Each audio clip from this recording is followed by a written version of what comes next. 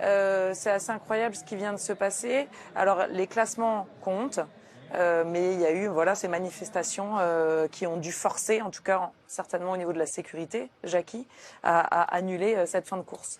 Oui, c'est vrai que les organisateurs, certainement en concertation avec l'UCI, je pense, ont pris la bonne décision. On rappelle qu'il y a eu un passage sur cette même ligne quelques kilomètres avant d'aller chercher une deuxième ascension du Biberot.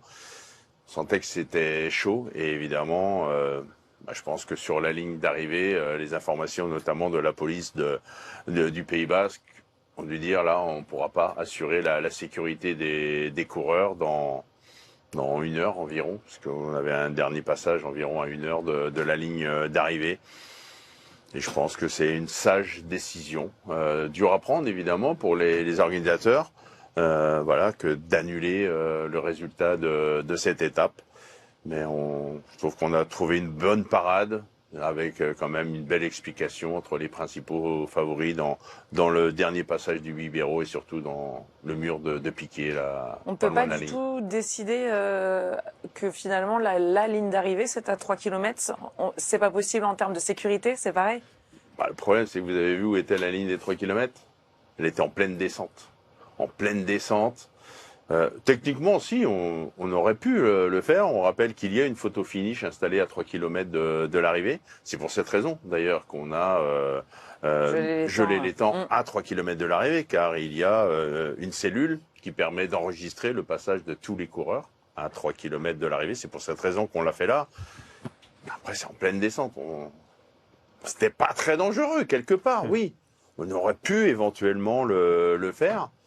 Puisque la route était en grande descente, la route était très large, oui, techniquement vous avez raison, on aurait pu le faire, mais vous imaginez le nombre de décisions qu'on doit prendre. Bien sûr, en peu de rapidement, temps. Alors on fait quoi? On annule l'étape, on ne peut pas faire, on fait à 3 km. On met les bonifs au dernier grimpeur, on met les points au dernier grimpeur, on met les écarts. Il fallait prendre une décision en moins de 5 minutes. Et voilà, ça se respecte. Alors on va revoir le premier passage sur la ligne, simplement pour y réfléchir ensemble. Est-ce que c'était réellement nécessaire? Est-ce que c'était vraiment une prudence exacerbée? Est-ce qu'il vaut mieux agir comme ça? Est-ce qu'on aurait dû choisir de faire l'arrivée à 3 km? Est-ce qu'on aurait dû laisser cette course se terminer? Je vais faire un tour de table pour avoir votre avis respectif. Je veux bien commencer si vous voulez, juste pour rappeler les faits, on a effectivement ce premier passage sur la ligne.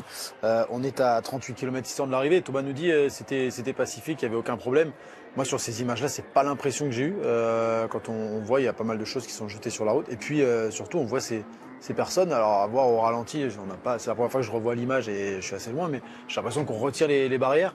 Je ne sais pas si c'est vraiment le cas, si on peut vous le confirmer, mais auquel cas, non, je pense que c'était impossible effectivement de se tenir la ligne d'arrivée aujourd'hui. C'était trop de risques. Si déjà à 38 km de l'arrivée, on n'est pas sûr de pouvoir retenir les barrières au premier passage du peloton, 38 km plus tard, pour l'arrivée, c'était impossible. On a vu rapidement des images de forces de l'ordre se placer à cet endroit-là. Donc non, c'était effectivement la meilleure des décisions à prendre, ne pas prendre le risque de faire passer une nouvelle fois les coureurs à cet endroit-là.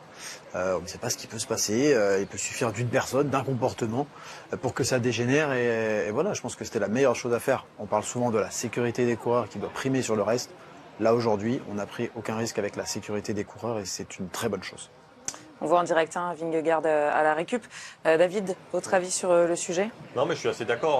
De toute façon, on a vu que les manifestants n'hésitaient pas à se mettre au milieu d'un peloton. On l'a vu lors du chrono par équipe déjà, avec l'équipe Israël Premier Tech. On l'a vu encore hier. On le voit aujourd'hui. Donc, je pense qu'à un moment, il va falloir quand même trouver une solution parce que ça risque de se répéter. Et je pense que ça va beaucoup discuter entre l'organisateur et l'équipe Israël Premier Tech parce qu'on ne peut pas continuer ainsi. Ils sont toujours sous la menace de manifestants qui, évidemment, on en parle. Donc, je dis, ils vont certainement faire de nouvelles actions. Et voilà. Aujourd'hui, on a essayé de trouver une solution intermédiaire. Mais là, il va falloir trouver une solution à longue durée. Et je pense qu'il va falloir la trouver assez vite. Tout le monde le savait donc, dans le peloton, on va voir les équipes remonter évidemment au bus. Jackie, je vous laisse nous donner votre avis par rapport au fait que David vous a parfaitement lancé, mais est-ce qu'on continue comme ça? Quelle décision on prend pour la suite? On peut en discuter longtemps et je pense que ce soir, ça va parler beaucoup. On rappelle quand même l'origine de ces manifestants. Hein. Il faut le rappeler, c'est la présence de l'équipe d'Israël au départ de la Vuelta. On a souvent eu des mouvements sur toutes les courses. On l'a même vu sur les routes du Tour de France. On se souvient de l'étape qui arrivait à Toulouse, je crois, où un supporter, un manifestant était venu également sur la ligne d'arrivée, qui avait été repoussé vivement, mais pas du tout de l'ampleur que l'on a actuellement. Et pour moi, il n'y a qu'une solution. Hein. Il n'y a qu'une solution. Si ça s'aggrave, parce qu'on n'aura jamais d'arrivée. Hein. C'est l'équipe d'Israël qui va quitter la Vuelta, à mon avis, assez rapidement. C'est terrible pour cette équipe, parce qu'on rappelle, cette équipe, elle est composée de coureurs qui n'ont strictement rien à voir avec ce qui se passe en Palestine. Le meilleur coureur, c'est Richie Tello, qui est américain. Alors oui, on a seulement un coureur israélien dans cette équipe. C'est terrible que la politique vienne troubler le sport. Mais j'ai envie de dire, la seule solution, c'est que l'équipe Israël se retire de la Vuelta. Seule solution pour vous aussi, David? Je pense. Alors, pression de l'organisateur, alors des autres équipes, évidemment, qui veulent continuer la Vuelta. À un moment, s'ils veulent vraiment que la Vuelta continue, cette équipe doit se retirer. Je vois pas d'autres solutions dans les médias pour les autres équipes peuvent mettre la pression sur la direction aussi, en disant voilà, il faut que ça s'arrête. Les coureurs peuvent exprimer leur peur. Oui, auprès de mais l'organisation. Ce sera en interne. Je vois pas des coureurs de la Visma, des coureurs de UAE, des coureurs de l'équipe Groupama aller voir les coureurs de l'équipe Israël ou la direction sportive. Entre guillemets, cassez-vous, c'est vous qui mettez la merde. Je vois pas ça. Je pense que c'est une décision qui va être très dure à prendre de la part du staff de l'équipe Israël, en concertation, je pense plus avec l'organisation. C'est un coup dur aussi pour Israël, hein. Sportivement, ils sont là.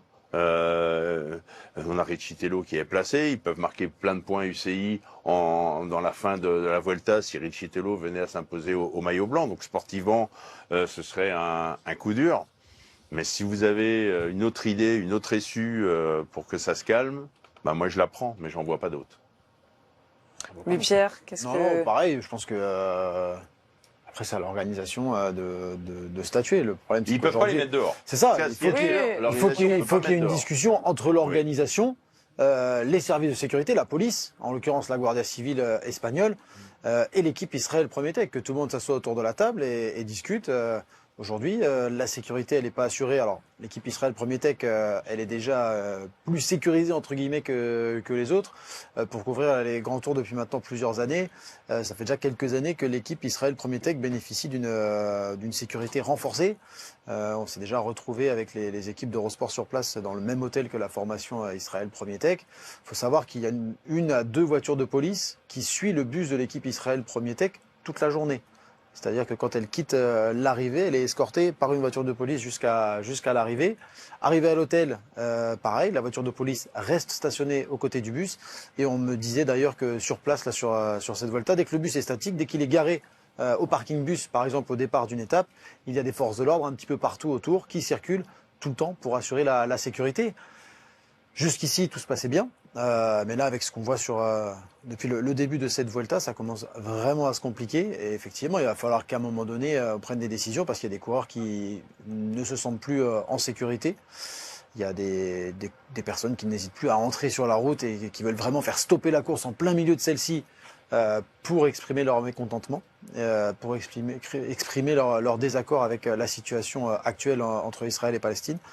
Donc voilà, il va falloir qu'on s'assoie autour d'une table, qu'on discute et que des décisions soient prises. Est-ce que l'équipe Israël Premier Tech se retirera d'elle-même? J'en suis pas convaincu, même si c'est peut-être ce qui mettrait fin à pas mal de problèmes sur les routes de cette Vuelta. Après, il faut savoir une chose aussi, c'est que les mouvements pro-palestiniens sont très puissants au Pays Basque. Ouais. Beaucoup plus que dans d'autres régions d'Espagne. On va pas rester longtemps dans le Pays Basque. Donc reste à savoir si les prochains jours, quand on ira en Asturie, est-ce qu'il y aura les mêmes mouvements? Est-ce qu'il y aura autant de virulence? Ça, je n'ai pas la réponse. Mais on se doutait en arrivant au Pays Basque qu'il y allait avoir des soucis de sécurité pour les coureurs avec ce mouvement. Je crois qu'il y a même eu des appels du côté des Pays Basques de la part de certains partis ou groupes pour effectivement que les manifestations soient là, soient bien là, qu'on les voit à l'occasion du passage de ce Tour d'Espagne. On s'y attendait un petit peu, ça a discuté beaucoup hier soir, on a reçu pas mal de messages, on nous a pas mal sollicité sur le fait que ça allait être une journée à risque aujourd'hui et ça l'a été.